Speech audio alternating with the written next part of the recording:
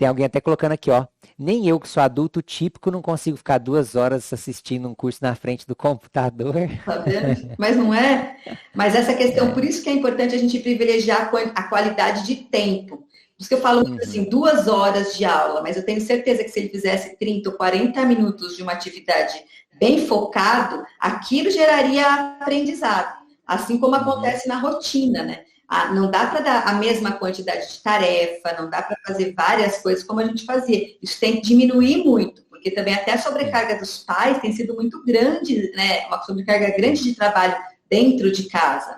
Então, eu Uhum. vejo muito assim, aproveitar as atividades do dia a dia, como a gente vê, por exemplo, receita, brincadeiras e É coisas, e verdade. aí dá para você trabalhar matemática. Então, os pais utilizarem já dessas atividades que fazem no dia a dia para tentar ali Uhum. colocar algumas atividades acadêmicas. Os professores podem estar norteando isso e dando dicas, né, para as crianças maiores, para as crianças menores, Uhum. enfim. Isso é muito importante para otimizar o tempo, para não ficar um tempo de obrigação de fazer tarefa, mas um tempo Uhum. em que resulte em algum tipo de aprendizado, né?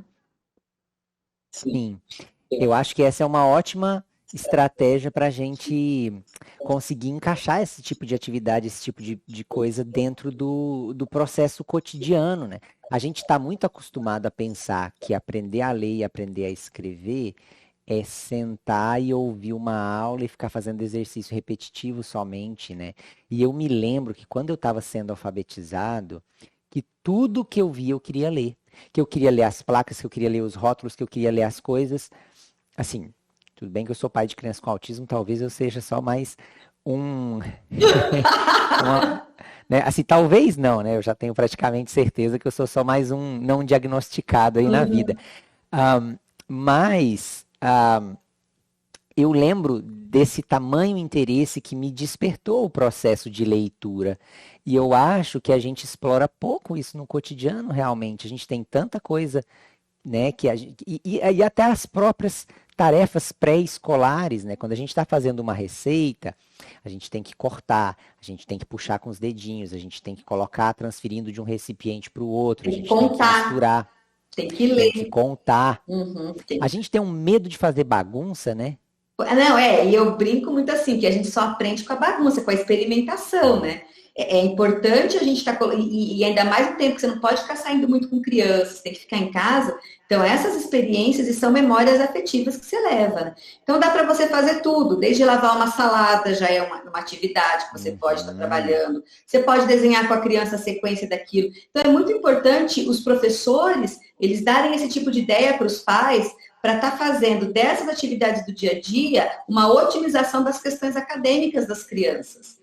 Né? Uhum. Aproveitar essas horas do dia e não ser uma tarefa que tem que estar, né, sendo colocada. Esse aproveitamento eu acho que é muito, muito importante. E dá significado para as coisas, né? Porque senão fica muito dicotomatizado, assim, separado muito, né? A Aham. questão Sim. da academia. Mas a gente aprende para quê? A gente aprende para colocar na prática, né? Tem coisa que eu não sei até hoje para que que eu aprendi, na verdade. Eu aprendi para entrar no, para passar no vestibular. A minha filha esses tempos estava falando isso, falando, nossa, mãe, estudei tanto para passar e agora, ó, o que, que eu vou usar isso, aquilo, né? É uma Nossa, loucura. Jesus, né? E aí você vê, né? É tanta coisinha realmente que no final das contas a gente não sabe para que que a gente usa, né?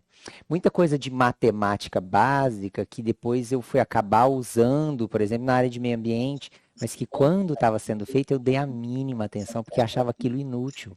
Quanta coisa que, poxa, cálculo. Eu fiz uma matéria de cálculo no meu mestrado, um professor maravilhoso, o cara era muito bom. E eu, assim, fiz para passar e pronto. E não aprendi de verdade. Meu Deus, como eu me arrependi de não ter feito aquela matéria de Uma estatística e cálculo. pesquisa. Não, Não, depois eu tive que aprender, eu tive que fazer tudo de novo. E aí eu fazendo de novo e olhando para aquela coisa, eu falei assim, gente, eu me lembro que eu tinha visto isso naquela aula. Se eu tivesse estudado de forma decente, mas isso é que é o interessante, porque o cara explicava os princípios de estatística, mas ele não explicava onde que a gente usava isso na pesquisa, e eu estava dentro de um mestrado na USP, cara. Então, assim, é muito pouco contextualizado para alguém que está dentro da academia e que vai usar aquilo semana que vem, né? Sim. Agora, imagina, dentro da alfabetização, muitas vezes é menos ainda, né? Acho que a criança não vê muito link. Para que eu quero saber disso? É um saco, é chato. Eu podia estar correndo, brincando, subindo na árvore, né? E é importante também, acho que muita questão do modelo que os pais dão, né? A questão igual, com certeza você queria ler tudo, porque na tua casa devia ter muito livro, devia ser um ambiente que assim estimulava a leitura. Então eu brinco muito com os pais, falo assim, mas meu filho não lê, o que eu faço? Eu falo, você lê? Mas quer que o filho lê. Então, assim, essa questão da leitura, ela tem que estar dentro do contexto da família. Senão a criança não vai ter esse desenvolvimento, não vai ter essa empatia, não vai querer aprender a ler, né? E a leitura não vai fazer parte. Então, a leitura ela tem que ser uma necessidade. A criança tem que ver aquilo como uma forma de aprender, como uma forma de descobrir, né? Então, é esse caráter que tem que ser levado em conta. Eu brigo muito com os pais, falam, ele não lê. Eu falo, mas você lê? Não dá. É.